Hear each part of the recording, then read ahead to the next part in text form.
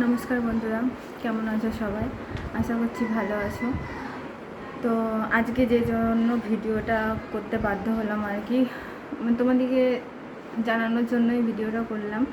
হয়তো আমার মতন পরিস্থিতিতে তোমরা অনেকেই পড়তে পারো বা পড়েছো, জানি না সেটা আমি।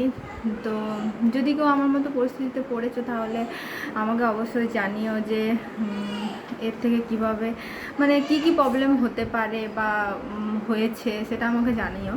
তো আজকের ভিডিওটা হচ্ছে যে আমার এখন তোমার 8 মান্থ প্রেগনেন্সি চলছে। তো এই 8 মান্থ প্রেগনেন্সি তো আমি একটা প্রবলেমে পড়েছি, মানে একটা নয় বেশ অনেকগুলোই প্রবলেমে পড়েছি। আস্তে আস্তে সবগুলোই জানাবো। তো আজকে যে টপিকটা নিয়ে, যে আমি এই রিসেন্ট কিছুদিন আগে জানতে পারি যে আমার একটা মানে প্রবলেম হয়েছে। তো তোমরা সকলেই জানো যে যখন প্রেগনেন্সি আসে ফার্স্ট ট্রাইমেস্টারে মানে অত ভালোভাবে খাওয়া যায় না খাবার, শরীর অসুস্থ মনে হয়। তো সেম জিনিস আমারও হয়েছিল। তো সেম জিনিস আমারও হয়েছিল বলতে আমি কিছুই খেতে পারছিলাম না, বমি হতো। যা কিছু খেতাম তা কিছু নিয়েই বমি হতো। তো সেরকম কিছু খেতে পারতাম না, মানে মাছ মাংস ডিম বলো সেগুলো তো একদম ছেড়েই দিয়েছিলাম, এরকম খাবারও খেতাম না। তো একদিন হয়েছে সকালে উঠে আমি ব্রাশ করছি, ব্রাশ করার পরই দেখি আমি পুরো হলুদ বমি হয়েছে আমার, যেটাকে পিত্তি বমি বলে আর কি। তো মুখ পুরো তিতা হয়ে যায়। তো প্রথম দিন ওরকম হওয়ার পর আমি অতটা কিছু টেনশন করিনি যে না এটা হতে পারে, স্বাভাবিক জিনিস, হয়তো অম্বল হচ্ছে এই সময় হয়তো। তো আমি অতটা টেনশন নিইনি। তারপর আবার কিছুদিন পর এরকমভাবে 2-3 বার করে আমার এই রকম বমিটা হয়, এবং বমিটা হওয়ার সাথে সাথে এতই শরীর দুর্বল লাগছিল, মানে তখন তো এমনিতেই শরীর দুর্বল লাগে, আর তার সাথে সাথে আমার খুবই দুর্বল লাগছিলো। আর মানে মুখ পুরো তিতো হয়ে যাচ্ছে, মানে এই পোর্শন থেকে এই পোর্শন পুরো মুখ তিতো। মুখ ধোয়ার সময়তেই ওই ব্রাশ করার সময়তেই ওই বমিটা হচ্ছিল, কিন্তু প্রায় 3-4 বার হয়েছে।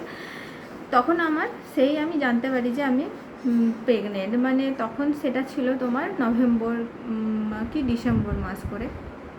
তো তখন আমার হাজব্যান্ড বলে যে এমনিতেই তো তখন প্রেগনেন্সি আল্ট্রাসাউন্ড করতে যেতে হয়, তখন আমার হাজব্যান্ড বলে তো তোমার আল্ট্রাসাউন্ড মানে পুরো অ্যাবডোমেনেরই করে নাও, মানে পুরো পেটেরই আমি আল্ট্রাসাউন্ড করি। তো আল্ট্রাসাউন্ড করার পর আমার তো তখন ছিল হচ্ছে গিয়ে ডিসেম্বর মাসের 10 তারিখে আমি করি রিপোর্ট।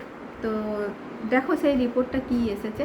সেই রিপোর্টে যেটা এসেছে সেটা হচ্ছে যে আমার গলব্লাডারটা ফুলে আছে, বুঝতে পারছো? মানে সেখানে বলেছে যে আমার গলব্লাডারটা ফুলে আছে। তো সেই রিপোর্টটা পাওয়ার পর আমি রিপোর্টটা তো সাথে সাথেই পেয়ে যাই, যেহেতু ইউএসজি রিপোর্ট। তোমাদেরকে রিপোর্টটা দেখাচ্ছি, এই দেখো, এটা হচ্ছে এই যে রিপোর্ট, আর এটা করেছি দেখো আমি ডিসেম্বর মাসে। তো এটা হচ্ছে আমার ইউএসজি রিপোর্ট। তো ইউএসজি রিপোর্টটা করার আমি বাড়িতে এসে ফোনে সার্চ করি, দেখি কি হচ্ছে। তো তখন বুঝতে পারি যে আমার গলব্লাডারটা ফুলে আছে। তো সাথে সাথে আমি গাইনির ডাক্তার যাকে আমি চেক আপ করাই তার কাছে যাই, দেখাই। মানে আমার কিন্তু কোনো পেন হয়নি বা কোনো কিছু হয়নি, শুধু ওই বমিটার কারণেই আমি কিন্তু আল্ট্রাসাউন্ডটা করেছিলাম। তারপর ডাক্তার বলে আমাকে যে এটা তো আমি তো দেখবো না, তোমাকে সার্জিক্যালে আমি রেফার করে দিচ্ছি। তো আমাকে সার্জিক্যাল ডাক্তারের কাছে রেফার করে দেওয়া হয়। তো তারপর সেই সার্জিক্যাল ডাক্তার বলে আমাকে যে এখন প্রেগনেন্সির সম্বন্ধে এটা হতে পারে, মানে গলব্লাডারটা ফুলে থাকতে পারে, কিন্তু এটার মধ্যে কিছু লেখা নেই যে তোমার গলব্লাডারে পাথর আছে কি না আছে। তারপর আমাকে বলে যে তুমি আজ এটা ডিসেম্বর মাস, তুমি 3 মাস পর আবার রিপোর্টটা করো, ফির আরেকবার আল্ট্রাসাউন্ড করো। তো আমি তারপর আবার একবার আল্ট্রাসাউন্ড করাই, তো 3 মাস পর। তার মধ্যে কিন্তু আমার ওই বমি অসুবিধাগুলো মানে চলছিলই, কিন্তু ফার্স্ট ট্রাইমেস্টারের পর কিছুটা কমেছে, মানে তখন অতটা আর বমি হয় না, খাবারও কিছু কিছু খেতে পারছিলাম। তারপর তোমার হলো কি আমি তোমার মার্চ মাস করে আরেকটা রিপোর্ট করাই। তো আরেকটা রিপোর্ট করানোর পর আমি যখন ডাক্তারকে দেখাই, মানে আমি প্রথমে কিন্তু ওই গাইনির ডাক্তারের কাছেই দেখিয়েছি, তারপরে সেখানে রিপোর্টটা কী এসছে সেটাও তোমাদেরকে দেখাই। এ দেখো তখন কিন্তু গলব্লাডারের যে ফুলাটা ছিল সেটা কিন্তু অনেকটাই কমে গিয়েছিল, এবং সেখানে আছে কিন্তু হলো তোমার পাথর। মানে তখন আমাকে বলে যে তোমার গাইনির ডাক্তারই আমাকে বলে যে তোমার ওখানে কিন্তু পাথর আছে গলব্লাডারে। তো আমি বললাম যে তাহলে আমার তো কোনো ব্যথা হয়নি, তাহলে পাথর আছে এটা কি কোনো অসুবিধা হতে পারে? বলছে দেখো এটা আমি কিছু বলতে পারবো না। তখন আমাকে গাইনির ডাক্তার আবার রেফার করে সার্জিক্যাল ডাক্তারের কাছে। এমনিতেও সার্জিক্যাল ডাক্তার আমাকে 3 মাস পর দেখাতে বলেছিল ইউএসজি রিপোর্ট করে। তো আমি সেদিনই যাই তোমার সার্জিক্যাল ডাক্তারের কাছে। তো সেখানে যেয়ে আমাকে বলে যে না এটা তোমার সেরকম কোনো কিছু প্রবলেম নেই, মাত্র একটা পাথর আছে তোমার, যেটা 5 mm হয়েছে, বাকি ছোট ছোট অনেক আছে কিন্তু সেগুলো কোনো অসুবিধা হবে না। আর আমি তখন বলি যে তাহলে পরবর্তীকালে কোনো অসুবিধা হবে না তো, যে হয়তো আমার মানে হয়তো আমার পেটে ব্যথা হচ্ছে, তখন আমি কি করব যদি হঠাৎ করে পেটে ব্যথা হয়? তখন আমি বলছে না তোমার তো পেটে ব্যথা হয়নি, তো অত অসুবিধার কিছু নয়, এটা তোমার প্রেগনেন্সির পর তোমাকে খাওয়া দাওয়া কন্ট্রোল করতে হবে, মানে যেগুলো খাওয়া চলে না পেটে পাথর থাকলে, হয়তো আমাকে যেমন খাসির মাংস, তোমার ডিম, এইসব জিনিসগুলো, মুসুর ডাল, ছোটো মাছ, এগুলো খেতে বারণ করেছিল। আর বলেছিল প্রচুর পরিমাণে জল খেতে, আর টাইম টু টাইম খাবার খেতে। মানে আমি ভীষণ আনটাইম খাবার খাই, আর কী বলবো মানে মানে সেই দিক থেকে আমি কিন্তু গাফিলতি অনেকই করেছি, যার জন্য আজকে আমার এই অবস্থা বলতে পারো। তো তারপরে আমাকে কিন্তু কোনো ওষুধ দেয়নি, কোনো কিছু ওষুধ দেয়নি এটার জন্য। আর আমাকে একটাই কথা বলেছিল যদি পেন হয় তাহলে কিন্তু দেখাতে আসো, আর না হলে তোমার এখন দেখানোর কোনো দরকার নেই। তো আমি বললাম যে তাহলে এখন আমি কি করব? বলছে তোমাকে কেন আমাকে গাইনির ডাক্তার রেফার করেছে জানো?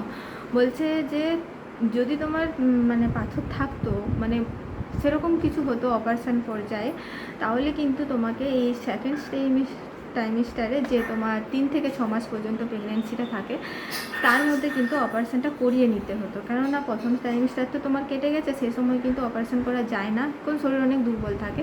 আর লাস্ট টাইমিস্টার যে তোমার 7 থেকে 9 মাস, সেই সময়ও কিন্তু অপারেশন করা যায় না। তো করানোর হলে তোমাকে 3 থেকে 6 মাসের মধ্যেই কিন্তু অপারেশনটা করতে হবে। তো সেই কারণেই তোমাকে গাইনি ডাক্তার আমার কাছে পাঠিয়েছিল। তো তোমার সেরকম কোনো কিছু পরিস্থিতি তৈরি হয়নি অপারেশন করার মতো, আর ওষুধও আমাকে দেয়নি, যেহেতু আমার প্রেগনেন্সি চলছে, এই সময় তো বেশি ওষুধ খাওয়া চলবে না। তবে একটাই কথা বলতে পারি যে আমার মতো পরিস্থিতিতে কে পড়েছে জানি না, কারণ ডাক্তার আমাকে একটা কথা বললো যে প্রেগনেন্সির সময় নাকি অনেকেরই এই জিনিসটা হয়, গলব্লাডার স্টোন হয়, কারণ এই সময় অনেক ক্যালোরিযুক্ত খাবার খাওয়া হয়। তারপরে আমার এটা সেকেন্ড প্রেগনেন্সি, ফার্স্ট প্রেগনেন্সির সময় এসব কিছু ছিল না কিন্তু আমার।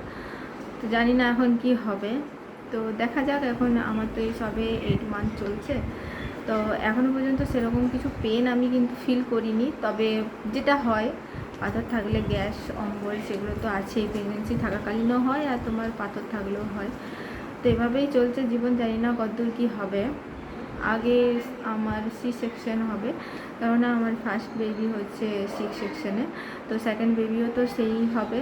তো আগে সি সেকশনটা হোক, তারপর আবার আল্ট্রাসাউন্ড করা হবে। ডাক্তার বলেছে যে তারপরে আল্ট্রাসাউন্ড করে তোমাকে জানানো হবে যে তোমার কি করতে হবে কি না করতে, অপারেশন করতে হবে কি না করতে হবে।